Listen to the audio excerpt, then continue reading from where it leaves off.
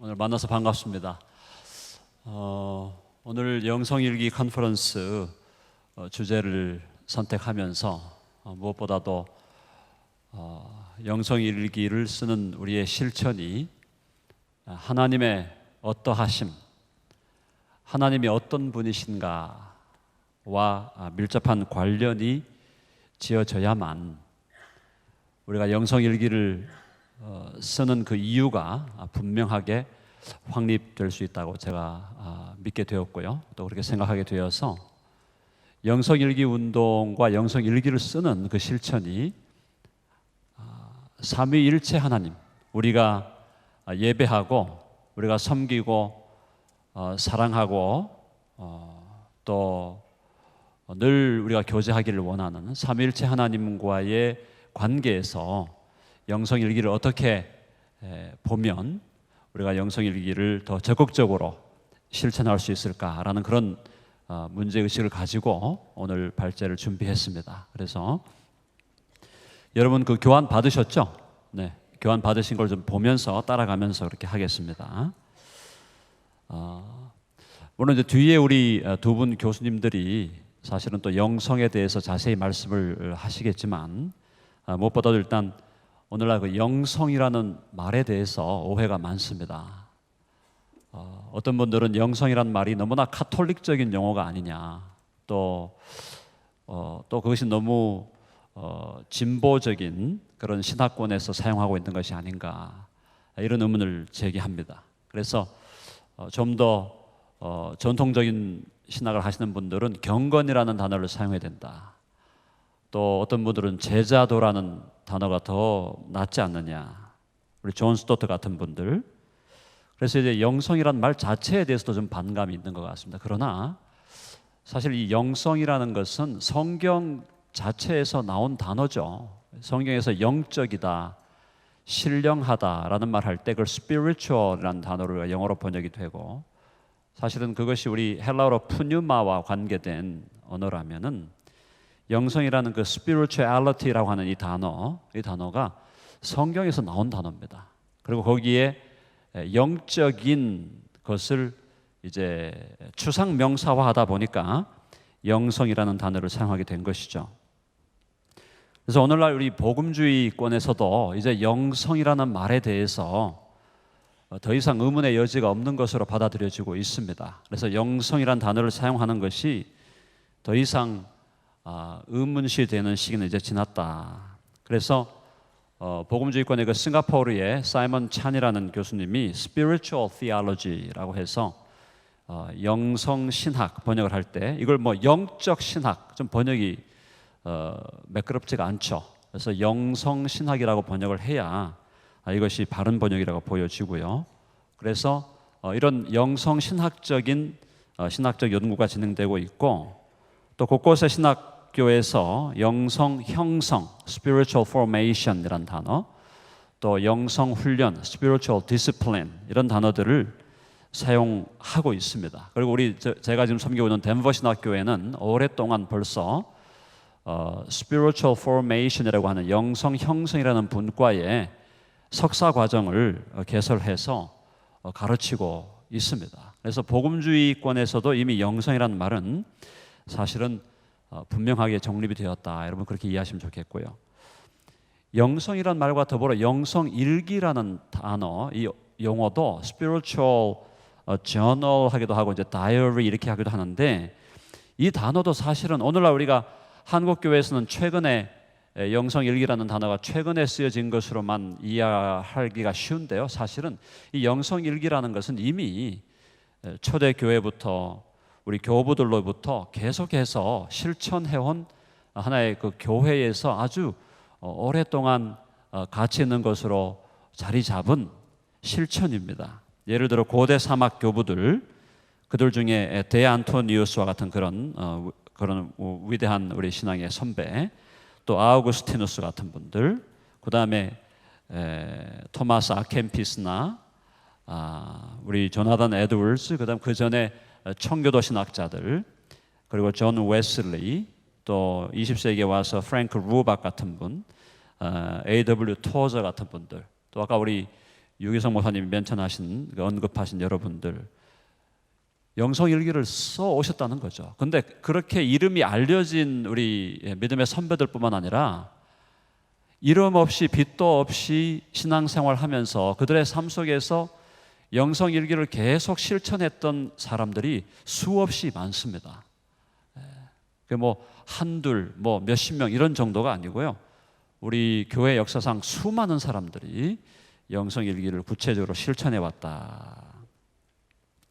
그래서 우리가 영성일기라는 이 문학적인 장르 혹은 이 영성적인 장르가 성경에 있냐라는 이제 의문을 제기하는 분도 있는데, 사실은 여러분 시편을 자세히 읽어보시면 사실은 그 안에 시편 기자가 가지고 있는 기쁨, 그리고 주님과의 교통 가운데 느꼈던 행복, 또 시련 속에서의 고통, 투쟁, 회개, 또 묵상과 삶에 대한 결단, 이런 것들을 다 포함하고 있거든요. 그러니까 시편을 자세히 읽어보면 이것이 영성일기와 같은 그런 중요한 그런 장르들, 그런 내용들을 품고 있는 걸 우리는 보게 됩니다. 신약 성경에서도 바울의 개인적인 고백 같은 거, 우리 로마서 7장에서 그가 그 안에 남아있는 잔존하는 죄의 세력과의 싸움을 고백하면서 오호라 나는 곤고한 자로다 라고 고백하는 그 현장을 볼 때 그것이 사실은 우리가 지금 쓰고 있는 영성일기와 굉장히 맥이 닿아 있다는 것을 우리는 발견하게 되는 것이죠. 자, 그런 의미에서 사실은 이제 영성일기가 교회사적으로나 모든 면에서 또 성경적으로나 모든 것을 볼 때 사실은 우리 교회가 그동안 많은 분들이 사랑해왔던 영적인 훈련의 방법인데, 사실 이것을 삼위일체 하나님과 어떻게 연결할 수 있을까? 혹은 삼위일체 하나님으로부터 이 영성일기는 도출해낼 수 있는 것이다 라는 것이 제가 오늘 드리는 발제의 핵심 내용이 되겠습니다. 그래서 저는 이제 삼위일체 신학과 삼위일체 영성의 측면에서 영성일기란 우리 모든 그리스도인들이 실천해야 할 중요한 영적 훈련이다라는 그런 내용의 결론을 내리도록 하겠습니다. 영성이란 무엇인가? 영성이란 개념 정의의 어려움에 대해서 제가 조금 말씀을 드렸고요. 넘어가서 기독교 영성은 뭔가? 사실 영성이란 단어가 일반 다른 종교에서도 영성이라는 단어를 사용하기 때문에 우리는 기독교 영성을 따로 좀 구별해서 볼 필요가 있습니다. 그래서 기독교 영성을 저는 정의하기를 우리 26쪽에 마지막에 나오죠. 기독교 영성은 삶의 모든 영역에서 성령의 인도와 능력을 통하여 살아계신 하나님과 주 예수 그리스도를 전인적으로 지향하는 삶의 태도이다. 간단하게 말하면 우리의 매일의 삶 속에서 주님을 바라보는 것, 주님과 함께 동행하는 것, 그것이 영성이다라는 의미입니다. 그래서 기독교 영성은 네 가지 차원을 가지고 있는데요. 그것이 첫 번째가 하나님과 예수 그리스도에 대한 지향성이다. 지향성. 두 번째, 기독교 영성은 전인적인 영성이다. 그건 뭐냐면 우리의 몸과 영혼, 우리의 전체 인간, 우리의 인격, 또 우리의 마음, 모든 것을 다해서 하나님을 바라보고 하나님을 지향하고 하나님께 우리의 시선을 고정하고 그 하나님을 깊이 생각하고 우리 주님을 깊이 생각하는 그것이 바로 영성이다. 전인적인 영성이어야 된다라는 거죠. 그리고 기독교 영성은 삶의 모든 영역과 관련된다. 그러니까 우리의 삶 전체 영역, 우리가 공적인 예배를 드리거나 공적으로 소위 종교적인 어떤 실천을 할 때만이 아니라 24시간 모든 삶의 영역에서 모든 시간과 모든 공간에서 우리 개인적인 마음 상태와 우리의 가정과 개인 생활과 또 속해 있는 교회와 사회와 일터와 국가와 전 세계적인 차원에서 모든 우리가 속해 있는 우리가 접하는 모든 영역과 모든 시간에서 우리는 우리 주님을 예수님을 바라보고 하나님을 지향하고 그분에게 우리의 생각과 시선을 고정하는 것이 바로 참된 기독교 영성이다. 그런 의미에서 바로 기독교 영성은 통전적인 영성일 수밖에 없다는 것입니다. 그리고 네 번째, 기독교 영성은 결국 사람의 능력으로만 되는 것이 아니라, 사람의 능력으로 되는 것이 아니라 우리 가운데 내주하시는 성령께서 우리를 인도해 주실 때에만, 성령께서 우리를 이끌어 주시고 우리의 눈을 열어 주시고 우리로 하여금 주님께 우리의 시선과 생각을 고정하도록 성령께서 인도하실 때만 기독교 영성은 가능해진다라는 그런 의미에서 네 가지 기독교 영성이 갖고 있는 차원들을 제가 정리를 해 보았습니다. 자, 그래서 성경적인 의미에서 영성이 있는 사람이란 결국 성령의 인도함을 받는 사람이고, 성령의 인도함을 통해서 하나님과 주 예수 그리스도를 24시간 늘 바라보며 그분을 의식하며 살아가는 삶이 영성이 있는 삶이고 영성이 있는 사람이다라고 그렇게 정의할 수 있겠습니다. 그 다음에 이제 제가 기독교 영성을 삼위일체 영성으로 정의합니다. 그것은 뭐냐면, 우리가 24시간 바라보면서 함께 교제하고 또 의식하면서 함께 동행하며 살아가야 할 그분이 바로 아버지와 아들과 성령 삼위일체 하나님이라는 것입니다. 물론 우리가 그 삼위일체 하나님에서 각 위에 대해서 하나님이라고 부르든지 예수님이라고 부르든지 각 위를 하이라이트 해가지고 성령님이라고 부르든지 관계는 없습니다. 예수님께 24시간 우리의 시선을 고정하고 주님과 동행합시다라고 하든지, 성령님과 우리가 함께 동행하면서 성령님의 충만을 받읍시다라는 말을 하든지, 하나님께 우리의 생각과 시선을 고정합시다라고 말하든지, 사실은 어느 한 위격을 이야기할 때에도 사실 우리는 삼위일체 하나님 전체를 우리는 바라보고 삼위일체 하나님 전체를 생각하고 그분을 지향하는 것이기 때문에 누구를 집중하든지 큰 문제는 안 되는 거죠. 핵심은 바로 우리가 성경이 우리에게 계시하고 있는 삼위일체 하나님에 대해서 우리가 그분이 어떠한 분이신가를 알 때에, 영성일기는 당연히 우리의 그리스도인의 삶 속에서 실천해야 할 훈련과 과제로 드러나게 되는 것입니다. 자, 우리 일단 그 삼위일체 영성에 대해서 우리 이야기하면은 우리 30페이지 잠깐 보실까요? 보면은 뒤집어 말하면 기독교 영성은 삼위일체 영성일 수밖에 없고 삼위일체 영성만이 기독교 영성인 것이다. 우리는 위에서 기독교 영성은 삶의 모든 영역에서 성령의 인도와 능력을 통하여 살아계신 하나님과 주 예수 그리스도를 전인적으로 지향하는 삶의 태도라고 정의 내렸다. 여기서 삼위일체 하나님의 세 위격이 함께 언급된다. 성령의 인도와 능력을 통하여 살아계신 하나님과 주 예수 그리스도를 지향하는 것, 즉 삼위일체 하나님을 지향하는 것이 삼위일체 영성의 본질이다. 결국 우리는 성부와 성자와 성령의 세 위격이 상호 내주의 방식으로 서로를 지향하는 관계 속에 존재하시는 삼위일체 하나님을 추구해야 된다라는 겁니다. 자, 그래서 오늘날 많은 분들이 삼위일체 하면 어렵게 느끼시거든요. 그래서 삼위일체 하나님에 대해서 제가 조금 설명을 드리도록 하겠습니다. 31쪽. 삼위일체 하나님이 왜 그렇게 중요한가? 오늘날 어떤 분들은 기독교와 다른 종교가 특별하게 구별이 없다라고 주장을 하는 분들이 있습니다. 종교다원주의자들이죠. 종교다원주의자들은 이슬람이나 이슬람의 알라나 뭐 힌두교의 다른 신들이나 또 불교에 있는 다른 어떤 궁극적인 존재나 하나님, 우리가 믿는 삼위일체 하나님과 아무런 구별이 없다. 모든 종교가 기본적으로 동일한 것을 가르치고 모든 종교가 기본적으로 구원을 줄 수 있다라고 믿는 종교다원주의가 사실은 오늘날 전 세계적으로 대세를 이루고 있지 않습니까?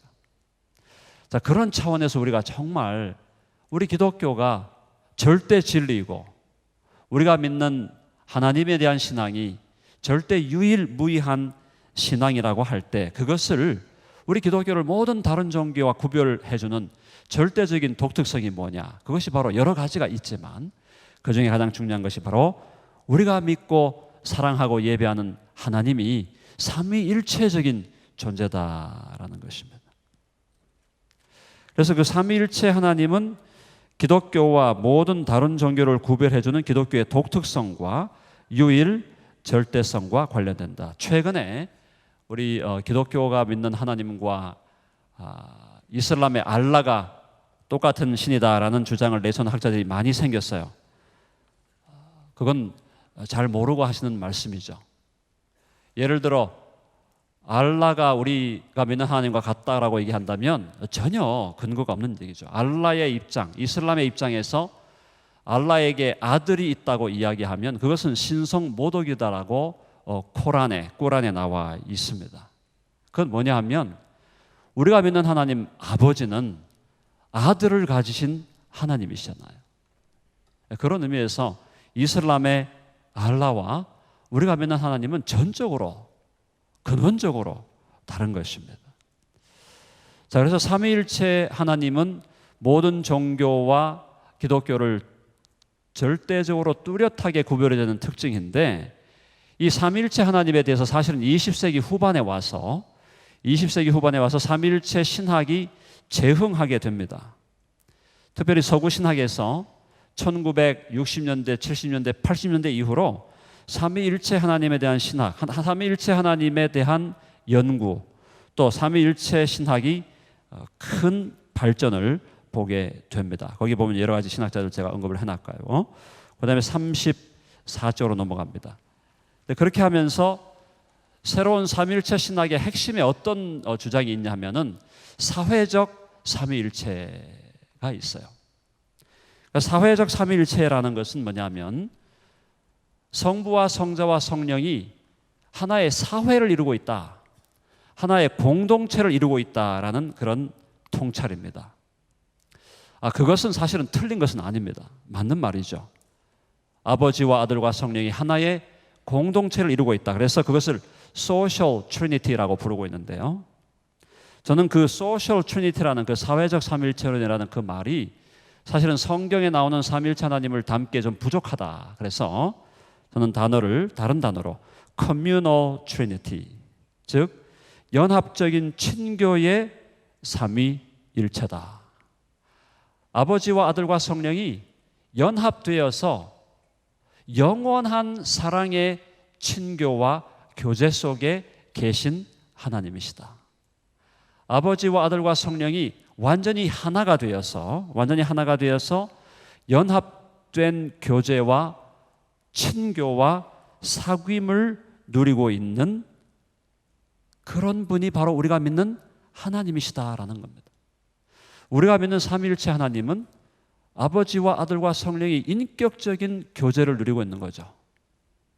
아버지와 아들 간에, 아버지와 아들과 성령 간에, 서로 간에 친밀한 인격적 교제와 인격적 친교와 인격적 사귐을 나누고 계신 영원한 사랑의 교제와 친교 가운데 계신 바로 그분이 삼위일체 하나님이시다라는 겁니다. 그래서 36쪽 가시면은 성부와 성자와 성령의 커뮤니언이라는 단어를 제가 썼습니다. 커뮤니언.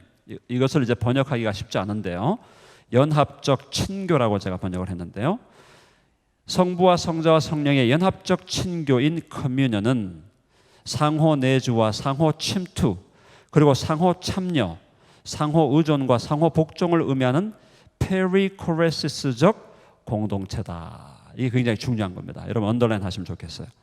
거기 단어 한번 우리가 한번 제가 하는 대로 한번 따라해 보시겠습니까? 페리코레시스. 이 페리코레시스라는 이 단어가 헬라어인데요. 이 단어가 뭐냐면 상호 내주라는 의미입니다. 이 단어의 근본적인 뜻은 사실은 함께 춤춘다라는 뜻이에요. 함께 춤춘다. 그래서 아버지와 아들과 성령이 함께 서로 안에 내주하셔서 서로가 사랑하는 교제 가운데 계신다라는 그 말을 우리 교부들과 또 중세와 종교개혁을 거쳐서 많은 우리 삼위일체 신학자들이 사용한 단어입니다. 그래서 아버지와 아들과 성령은 서로 간에 내주해 계신다. 우리 성경에 보면은 주님께서 내가 아버지 안에 계시고 아버지가 내 안에 계시다라는 말씀을 여러 차례 하시지 않습니까?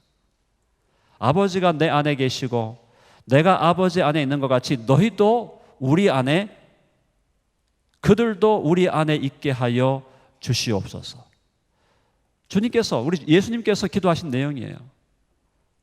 아버지께서 내 안에, 내가 아버지 안에 있는 것 같이 그들도 우리 안에 있게 하여 주시옵소서. 그것이 우리 주님께서 요한복음 17장에서 드렸던 그 다락방에서의 기도의 핵심적인 내용이거든요.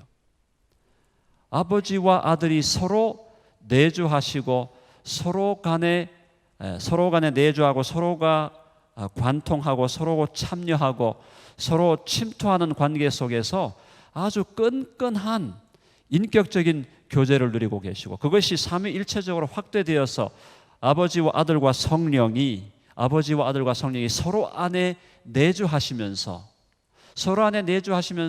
서로가 서로를 기뻐하시면서 서로가 서로를 사랑하시면서 서로가 서로를 환영하시면서 영원한, 끈끈한 영원한 사랑의 교통과 교제를 누리고 계신 것이 하나님의 모습이다라는 거예요.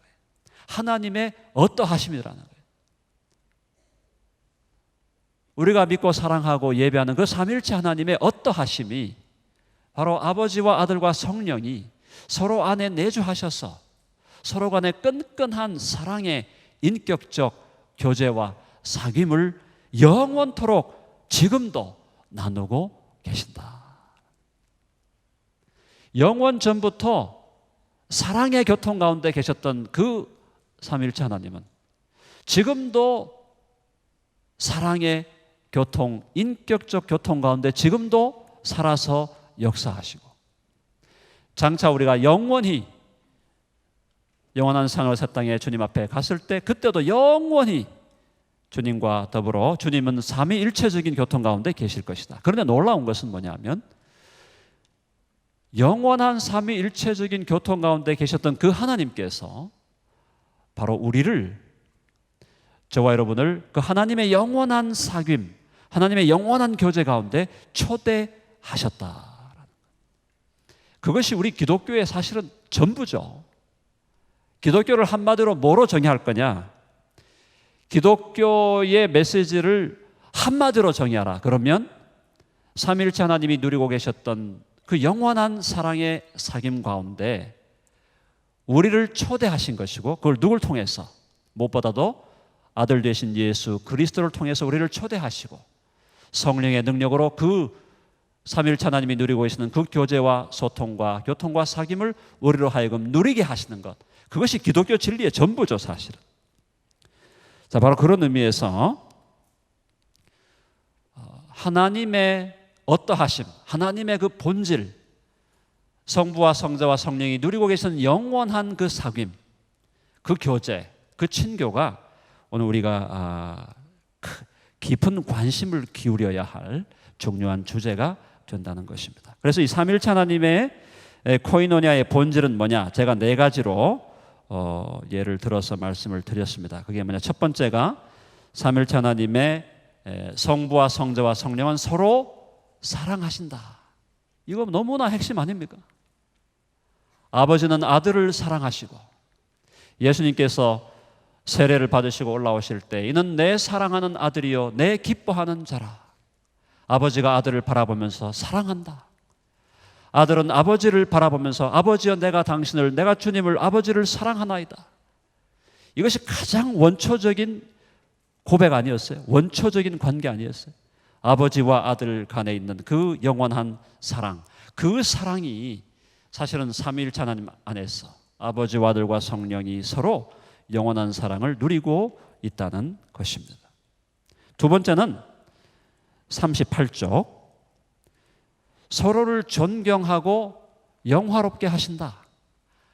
아버지와 아들과 성령은 서로를 존경하시고 서로를 높이실 뿐 아니라 서로를 영화롭게 하시는 사귐 가운데 있다는 거죠. 그래서 우리 요한복음 17장 1절을 거기 제가 인용을 했습니다마는 예수께서 이 말씀을 하시고 눈을 들어 하늘을 우러러 이르시되 아버지여 때가 이르렀사오니 아들을 영화롭게 하사 아들로 아버지를 영화롭게 하게 하옵소서. 아버지여 아들을 영화롭게 하시옵소서. 아버지여 아들을 glorify 해 주시옵소서. 그러면 그걸 통해서 아들도 아버지를 glorify 영화롭게 하게 하옵소서. 서로를 영화롭게 하는 사귐과 서로를 영화롭게 하는 친교 가운데 삼위일체 하나님이 존재하고 계신다는 거예요. 세 번째는 서로를 기뻐하고 환영하십니다. 아까 말씀드린 것처럼 주님이 세례받고 올라오실 때 아버지께서 내 사랑하는 자여 내 기뻐하는 자라. 아버지가 아들을 기뻐하시고 바라보면서 기쁨으로 아들을 바라보시고 그것이 아들 또한 아버지를 기쁨으로 바라보시고 아버지와 아들과 성령이 서로를 기쁨으로 바라보시며 사랑하고 있다는 것, 너무나 아름다운 하나님의 모습이죠. 시편 40편 8절에 보면 메시아에 대한 예언시로서 다음과 같이 선포하고 있습니다. 나의 하나님이여 내가 주의 뜻 행하기를 즐기오니 주의 법이 나의 심중에 있나이다 하였나이다. 예수님은 하나님의 뜻을 행하시는 것을 기뻐하셨다. 그것은 예수님이 하나님 아버지를 기뻐하고 환영하셨음을 보여준다. 아버지와 아들과 성령이 서로를 기뻐하시고 서로를 환영하시는, 서로 웰컴하는 그런 사랑의 관계 속에 있다는 겁니다. 마지막 네 번째 40페이지 서로 섬기고 복종하십니다. 아버지와 아들과 성령은 서로를 사랑하고 서로를 환영하고 서로를 기뻐하고 서로를 높일 뿐만 아니라 서로를 섬기고 서로에게 복종하시는 관계 속에 있다는 거죠. 가장 극명한 것이 예수님께서 오셔서 예수님께서 사람의 몸을 입고 이 땅에 오신 것이 바로 하나님 아버지에 대한 철저한 순종과 복종의 신뢰였다는 거죠. 자, 그래서 우리는 여기서 요한복음 우리 11장 41, 42절에 보니까 아버지여 내 말을 들으시는 것을 감사하냐다. 항상 내 말을 들으시는 줄을 내가 알았나이다.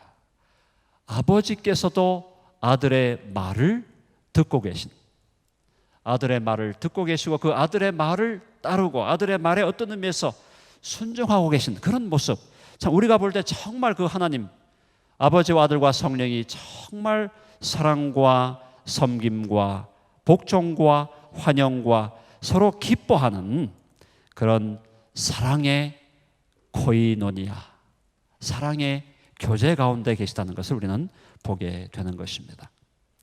자, 조금 넘어가서요. 그래서 이제 이것이 삼위일체적인 코이노니아가 우리의 부부관계 속에서 그리고 가정과 교회 속에서 더 나아가서 사회 속에서도 실천되어져야 된다는 걸 제가 조금 언급을 드렸고 넘어가서 45쪽 가겠습니다. 45쪽에 보면 삼위일체적 코이노니아 영성과 영성 일기가 어떤 관련이 있는가. 오늘 이게 제 발제의 핵심 포인트입니다. 첫 번째, 하나님의 존재적 본질로서의 코이노니아 교제. 제가 말씀을 드렸죠. 하나님께서 아버지와 아들과 성령이 서로 간에 내주하시면서 서로 사랑하고 서로 기뻐하고 서로 환영하고 존중하며 높여주고 영화롭게 하고 섬기며 서로에게 복종하는 영광스러운 교통 가운데 존재하심을 확인하였다. 그래서 삼위일체 하나님의 존재적 본질 중 한 차원이 바로 교제다. 교제. 이 영원부터 영원까지 완전한 사랑의 친교와 사귐과 교통을 누리고 계신 하나님은 스스로 충족하신 분이시고 어느 하나도 부족함이 없으신 분이시며 그것은 새 위격의 영원한 사랑의 교제 가운데서 하나님은 완전히 만족한 삶을 누리고 계시기 때문이다. 그런데 이런 하나님께서 영원한 삼위일체 하나님의 완전한 교통 가운데 계신 하나님께서 우리를 초청했다는 거죠. 우리를 어떻게 했습니까? 그것이 두 번째, 사람과 만물을 창조하신 목적으로서의 코이노니아 교제입니다. 자, 그렇다면 영원히 만족스러운 사랑의 교통 가운데 계신 하나님이 왜 사람을 포함한 세상과 만물을 창조하셨을까? 무엇보다 사람을 왜 창조했는가? 사람을 창조한 목적에 대해서 여러 가지 우리 신학자들이 내용을 전개했죠. 하나님의 영광을 위해서, 또 하나님과의 교제를 위해서 여러 가지 얘기를 했는데, 사실은 그 46쪽에 가서 제가 결론적으로 내린 것은 뭐냐면, 필자는 위에 두 가지 목적들, 즉 모두 하나님이 두 가지 목적 모두가 하나님이 사람을 포함한 우리 우주와 만물을 창조하신 목적에 포함된다고 믿는다. 다만 우리가 인정할 수 없는 답변은 하나님이 무엇인가 부족과 결핍을 느끼셔서 그 부족과 결핍을 채우기 위해서 사람을 포함한 우주와 만물을 창조했다는 주장이다. 그건 성경적이지 않죠. 그래서 정리하면 밑에 내려가서 삼위일체 하나님은 당신의 무한한 영광을 드러내고 현시하기 위해서 세상과 만물을 창조하셨고, 특별히 삼위일체 하나님이 영원히 누리고 계시는 사랑의 교제 가운데 초대하셔서 영원하신 하나님과의 사랑과 기쁨의 교제를 누리게 하기 위해서 사람을 창조하셨다. 하나님의 존재, 하나님의 어떠하심이 삼위일체 하나님 간의 사랑의 교제였기 때문에 그 사랑의 영광스러운 영원한 교제 가운데 우리를 초대하시기 원하셨고, 그래서 우리를 그 영원한 삼위일체 하나님의 영원한 사랑의 교제 가운데 초청하시기 위해서 우리를 창조하신 것이다. 더 나아가서 구원의 목적 역시 교제라는 걸 우리는 알 수 있는 거죠. 구원의 목적으로서 주님과의 교제. 고린도전서 1장 9절 같이 한번 읽어볼까요? 다 같이 시작. 너희를 불러 그의 아들 예수 그리스도 우리 주와 더불어 교제하게 하시는 하나님은 미쁘시도다. 우리를 부르셨어요. 죄와 사망의 권세에 종되는 우리를 부르셔서 새로운 피조물로 만드시고 하나님의 아들들과 딸들로 만드신 것은 그의 아들 우리 주 예수, 그의 아들 예수 그리스도 우리 주와 더불어 교제하게 하시기 위함이다. 그러니까 구원의 목적이 교제라는 것을 우리는 발견하게 되는 것이죠. 자, 그 다음에 거기 또 하나 보면은 우리 요한 1서 3절과 4절 같이 읽어보겠습니다. 시작. 우리가 보고 들은 바를 너희에게도 전함은 너희로 우리와 사귐이 있게 하려 함이니 우리의 사귐은 아버지와 그의 아들 예수 그리스도와 더불어 누림이라. 우리가 이것을 쓰면 우리의 기쁨이 충만하게 하려 함이라. 무슨 얘기입니까? 이미 아버지와 아들이 누리고 계시는 그 사귐을 우리도 함께 누리게 하기 위해서 요한 1서 1장 3절 요한 1서를 썼다라는 내용이죠.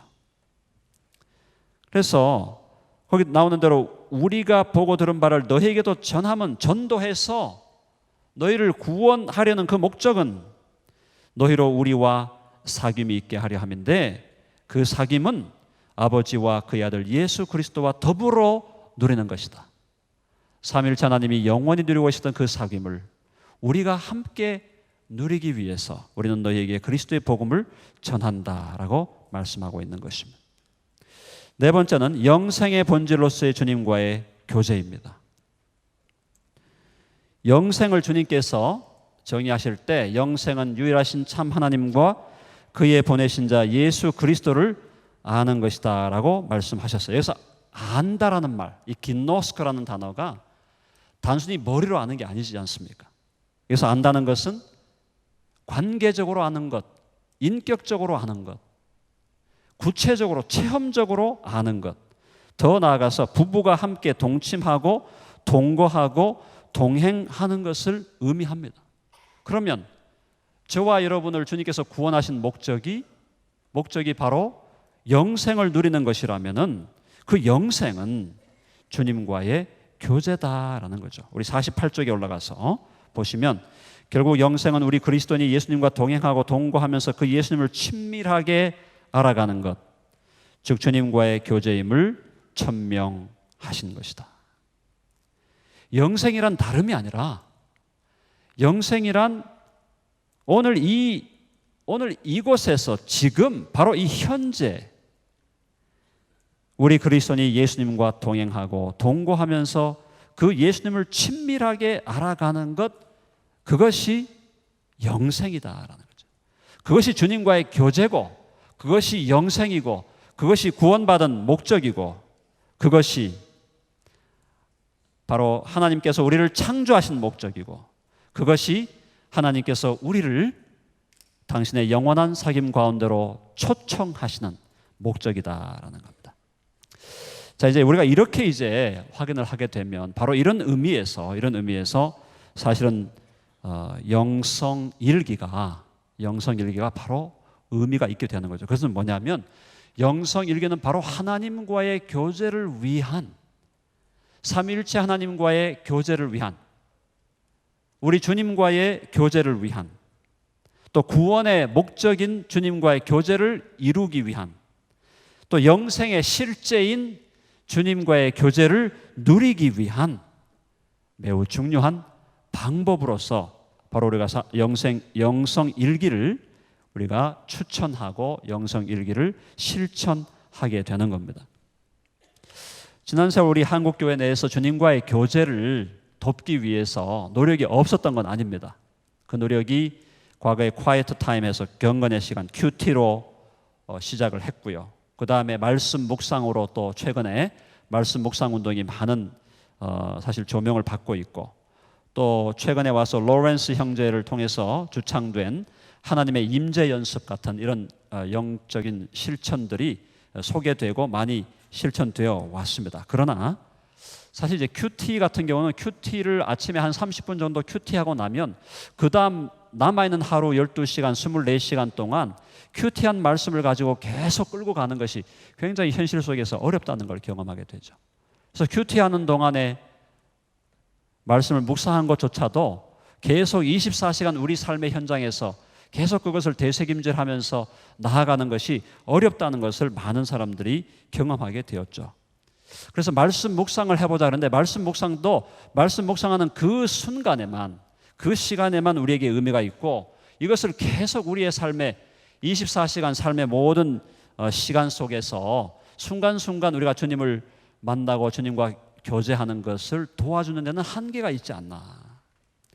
하나님의 임재 연습이 조금, 사실은 하나님의 임재 연습은 이제 매 순간 하나님이 내 앞에 계시고 나와 함께 하시다는 것을 의식하자라는 그런 운동인데, 그런 훈련인데, 그것 역시 좋은 훈련임에도 불구하고 이것을 실천해 나가는 데 있어서 너무나 구체적인 현장에서는 어려움을 겪었기 때문에 이런 세 가지를 포함하면서 세 가지를 담아내는 그릇으로서 영성 일기가 가장 이 세 가지 방법을 통합하는 가장 좋은 방법이라는 점에서 우리가 지금 의견을 함께 하는 것입니다. 그래서 영성 일기는 매일매일 순간순간 주님과 교제한 내용을 적어봄으로써 주님과의 깊은 인격적 교제를 지속할 수 있게 해준다는 거죠. 물론 만일 우리가 우리의 삶 속에서 영성 일기를 쓰지 않더라도, 만일 우리가 24시간 내내 정말 주님의 임재를 느끼며 주님을 의식하며 주님과 교제할 수 있다면 영성 일기를 저는 안 써도 된다고 봅니다. 만일 우리의 삶이 영성 일기를 쓰지 않고도 그것이 가능해진다면, 매일매일의 삶에서 매 순간순간 주님을 정말 의식할 수 있다면, 그런데 그것이 과연 몇 사람이나 그것이 가능할까? 구체적인 삶의 현장에서 정말 매 순간순간 주님을 바라보고 주님과 교제하고 주님께 우리의 시선을 고정하고 주님을 계속 바라본다는 그것을 실천하려고 할 때 그 실천을 정말 진정으로 도와줄 수 있는 방법이 무엇인가? 그것은 우리 믿음의 선대들이 계속해서 실천해왔던 영성일기다라는 그런 결론을 저는 내리고 있습니다. 자, 그래서 51페이지 보시면 영성일기는 교회 역사상 수많은 믿음의 사람들이 실천해왔고, 또 그런 의미에서 영성일기란 바로 영생일기이며 영생을 누리는 일기죠. 주님과의 교제 일기이며 주님과의 코이노니아 일기라고 부른다. 그래서 저는 모든 그리스도인들이 오늘부터 영성일기를 써보기를 권면합니다. 영성 일기를 통해서 우리는 주님과의 24시간 친밀한 인격적 교제를 누릴 수 있게 될 것이고, 동시에 주님과의 인격적인 교제를 통해서 날마다 주님의 형상을 닮는 성화의 기쁨을 누리게 될 것이다. 그리고 무엇보다도 모든 그리스도인이 영성 일기를 통해 한 차원 더 신앙의 성숙을 경험하게 될 것이다 라는 겁니다.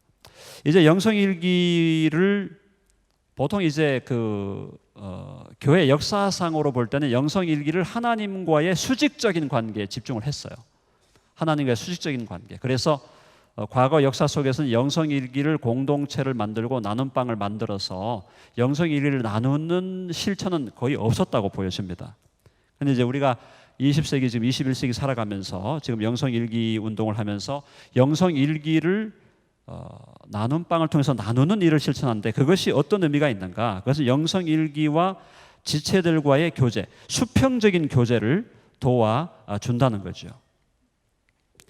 그래서 51페이지 마지막 줄에 우선적으로 우리가 기억해야 할 것은 주님과의 수직적인 교제와 사귐을 통해서 우리의 신앙이 성숙하면 자연스럽게 지체들과의 수평적인 교제에도 유익한 영향을 줄 수 있다는 것이다.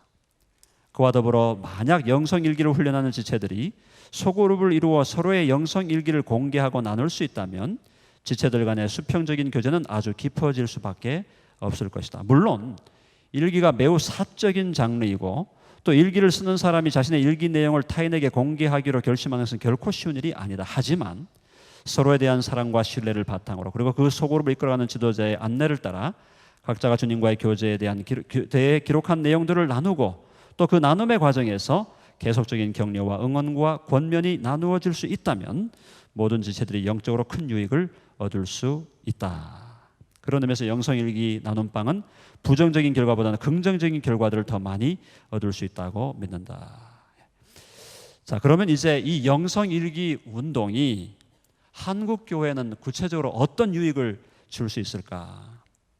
지금까지 제가 여러분들과 나눴던 것은 삼위일체 하나님의 본질적인 차원이 아버지와 아들과 성령의 사랑의 교제, 사랑의 교통, 인격적인 교제, 인격적인 친교, 그 영원한 사랑의 인격적 교제와 친교, 그 영광스러운 친교 가운데 우리를 초청하고 초대하시려고 우리를 창조하셨고 우리를 구속하셨고 우리에게 영생을 주셨고, 그런 의미에서 영생은 미래에 우리가 하나님 나라에 들어가서 영원한 하늘과 새 땅에 들어가서 누릴 수 있는 것이기도 하지만 동시에 오늘 이곳에서 바로 여기에서 바로 이 시간에 우리는 영생을 누릴 수 있고 주님을 깊이 알아갈 수 있고 교제할 수 있고, 그 영생을 누리는, 주님과의 깊은 교제를 누리고 주님을 닮아가고 주님과 함께 사는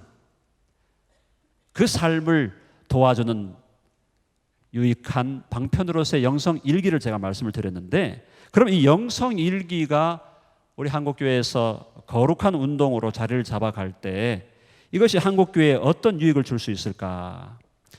여러 가지 유익을 줄 수 있지만 저는 두 가지 핵심으로 정리했습니다. 하나는 횡행하고 있는 다른 복음의 폐해를 막아준다라는 거죠. 오늘날 이제 우리 한국교회 내에 사실은 기복주의, 율법주의, 방종주의, 신비주의, 영지주의 같은 그런 다른 복음들이 우리 조국교회를 지금 사실은 어지럽히고 있는 상태인데, 이런 상황에서 영성일기를 통해서 주님과의 깊은 교제 가운데 들어간다면 우리 56쪽 가보겠습니다. 56쪽의 그 마지막 부분, 셋째 줄이죠. 다섯째 줄에 우리는 이 모든 삶의 영역에서 하나님의 나라를 구하고 하나님의 영광을 구하도록 부름을 받았다. 필자는 영성일기 운동이 한국교회 내에 뿌리 박힌 영지주의적 이원론을 극복하고 건강한 일상의 영성, 건강한 일터의 영성을 회복하게 할 수 있다고 믿는다. 왜냐하면 매일매일 주님과의 친밀한 교제를 통해서 주님의 뜻을 바르게 발견하고 그 뜻에 순종할 수 있는 힘을 매일 공급받도록 도움을 줄 것이기 때문이다. 기복주의, 세상의 복을 구하는, 세상의 복을 구하는 신앙에서 주님만으로, 예수님만으로 행복한 신앙으로 변화되게 되는 것이죠. 또 세상과 분리되어서 거룩한 것과 거룩하지 않은 것을 분리했던 영지주의적인 삶을 떠나서 이제는 모든 영역에서, 모든 시간에서, 모든 공간에서 주님을 바라보고 주님과 함께 교제하고 주님과 함께 동행하는 통전적인 삶을 살아갈 수 있게 해주는 것이 바로 영성일기가 주는 유익이다라는 겁니다. 그런 의미에서 율법주의 외에 또 신비주의, 또 그 외에 다양한 방종주의라는 것은 뭡니까? 예수님을 믿는다고 하면서도 예수님과 상관없는 삶을 사는 거죠. 바로 그런 방종주의적인 삶을 교정하고 매일의 삶 속에서 주님과의 영적인 교통을 누리면서 그 기쁨과 행복 속에서 주님께 순종하며 살아가는 삶을 살게 해준다. 율법주의라는 것은 뭡니까? 율법주의라는 것은 의무적으로 이렇게 해야만, 어떤 율법적인 조항을 지켜야만 마치 신앙이 있는 것이고 마치 신앙 성숙이 있는 것처럼 가르치는 것, 혹은 어떤 율법적인 조건을 지켜야만 구원에 이르는 것처럼 가르치는 그것이 율법주의라면, 율법주의가 아니라 주님과의 교제 가운데 진정한 자유를 누리고 주님과의 교제 가운데 진정한 기쁨과 행복을 누리면서 자유롭게, 그러면서도 주님 앞에서 기꺼이 순종하면서 주님과 함께 살아가는 삶을 살아가도록 도와준다. 그런 의미에서 한국교회에 있는 5가지 다른 복음들의 폐해를 막아준다. 두 번째는 신앙생활의 본질에 대한 오해를 정리하는 것입니다. 그건 뭐냐면 오늘날 우리 안타깝지만 종교생활과 신앙생활이 사실은 오해되고 있습니다. 주중 예배에 참석하고 또 새벽 예배나 기도회에 참석하고 공식적인 집회에 참석하는 것으로 신앙생활이 끝난다. 거기에다가 제자훈련 조금 더하고 뭐 소그룹 모임 좀 더하면 그것으로 신앙생활이 끝난다고 생각하는 사람들이 거의 대부분이죠. 그것은 종교생활과 신앙생활을 혼돈하고 있는 겁니다. 진정한 의미에서 신앙생활을 하지 않으면서도 이런 다양한 종교적인 실천을 할 수가 있기 때문인 거죠. 자, 그러나 진정한 신앙생활은 무엇입니까? 57쪽 중간 부분에 참된 의미에서 신앙생활은 매일매일 주님과 동행하는 삶이 신앙생활입니다. 신앙생활을 정의할 때, 신앙생활을 단마디로 정의해라. 그것은 예배에 참석하는 것도 아니고 엄밀한 의미에서, 물론 그것을 포함하는 것이지만 그것이 본질이 아니죠. 신앙생활의 본질은 매일매일 주님과 동행하는 삶 그 자체가 신앙생활이죠. 이 자체가 이루어지지 않는 상태에서 예배 참석하고 집회 참석하고 제자 훈련 받고 소그룹 참석한다고 해서 아무런 의미가 없는 것이죠. 참된 의미에서의 신앙생활은 매일매일 주님과 동행하는 삶, 매 순간 모든 삶의 영역에서 주님께 생각과 시선을 집중하는 삶. 참된 의미에서 신앙생활은 특정한 공간이나 시간에서 이루어지는 것이 아니라 삶의 전 영역과 전 시간에 주님과 함께 동행하는 삶을 뜻한다. 먹든지 마시든지 무엇을 하든지 하나님의 영광을 위한 삶이고, 항상 기뻐하고 쉬지 말고 기도하고 범사에 감사하는 삶이 신앙생활이에요.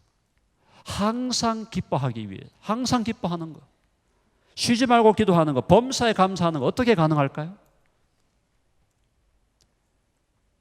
영성 일기를 쓰면서 매 순간순간 주님과의 교제를 체크업하는 그 과정을 통해서 우리는 항상 기뻐하고 쉬지 말고 기도하고 범사에 감사하는 삶을 살아갈 수 있다. 가정과 교회와 일터와 세상 속에서 예수님과 함께 호흡하며 예수님을 따라 생각하고 예수님을 계속 의식하고 예수님과 더불어 교제하며 살아가는 삶, 바로 그런 삶이 신앙생활이다.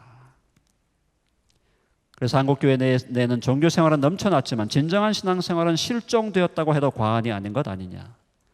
예배와 집회에 참석하지 말라는 것이 아니다. 예배와 집회에 참석해야 한다. 그러나 그것이 신앙생활의 전부라고 생각하지 말라는 것이다. 예배와 집회에 참석한다 하더라도 일생에서 주님과 동행하는 삶과 동일한 맥락에서 참석하라는 것이다. 예배와 삶이 분리되어서는 안 된다. 집회 참석과 일터에서의 일상이 분리되어서는 안 된다. 예배가 삶이고 삶이 예배인 경지까지 올라가야 한다.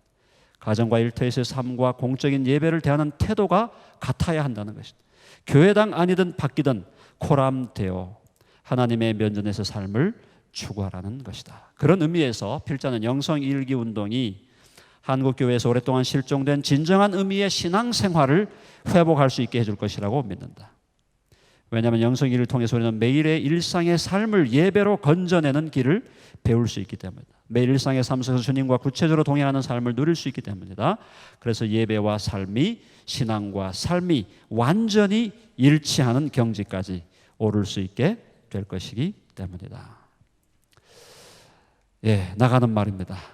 간단하게 요약하면, 다시 제가 몇 번 말씀을 드렸지만, 제가 오늘 여러분들에게 결론적으로 가장 강력하게 강조하고 싶은 것은 하나님의 어떠하심입니다. 우리가 알고 우리가 믿고 우리가 예배하는 하나님이 어떠하신 분인가? 그 하나님은 아버지와 아들과 성령 하나님이시고, 그 세 위격의 하나님은, 삼위일체의 하나님은 서로 내주하면서 서로 안에 거하시면서 깊은 인격적인 교통, 사랑의 교통, 교제를 누리고 계신 하나님. 그 하나님이 그 하나님이 누리고 계시는 영원한 사랑의 교제 가운데 우리를 초청하셨고 초대하셨고, 그 사랑의 교제를 오늘 이 순간 여기에서 누리라고 사실은 요청하고 계시고, 누릴 수 있도록 도우시고, 누리게 하기 위해서 우리 가운데 성령을 보내어 주셨고, 성령을 통하여, 말씀을 통하여 예수님을 알게 하시고, 그래서 우리가 삼위일체 하나님을 점점 알아가는데, 그 과정 속에서 우리는 구원의, 창조의 목적으로서의 교제, 구원의 목적으로서의 교제, 영생의 본질로서의 교제, 주님과의 교제, 주님과의 24시간의 동행, 그것이 신앙생활의 본질이고, 그것을 이루기 위한 다양한 방법들이 그동안 제기되었지만 영성일기를 쓰는 방법이 가장 유익한 방법이다라는 결론을 내리면서, 우리 한국교회가 그런 귀한 영성일기 실천을 통해서 한 차원 더 성숙하고 성장해 갈 수 있기를 간절히 바랍니다. 기도하겠습니다. 하나님 아버지, 오늘 삼위일체 하나님의 어떠하심을 통해서 우리의 신앙생활과 우리의 삶 전체가 어떠해야 함을 깨닫게 하시고 알게 하시니 감사합니다. 주님, 영광을 받아 주시옵소서. 영원하신 삼위일체 하나님, 영원한 사랑과 기쁨의 행복의 교통 가운데, 교제 가운데 계신 아버지와 아들과 성령 하나님, 그 교제 안으로 우리를 초대해 주시고 초청해 주신 것을 감사합니다. 매일의 삶 속에서 성령의 능력으로 예수님과 교제하고 하나님 아버지를 날마다 바라보는 가운데, 하나님이 우리에게 주시고자 하는 하늘에 속한 그 놀라운 복, 신령한 복을 누리며, 또 주님 앞에서 신실하게 주님을 닮아가는 삶을 살아가며, 그 삶을 통하여 건강하고 선하고 아름다운 영향력을 주위에 있는 이웃들과 사람들에게 미쳐가는 참으로 성숙한 크리스찬이 될 수 있도록 우리 모두를 주께서 인도하여 주시옵소서. 예수님의 이름으로 기도합니다. 아멘.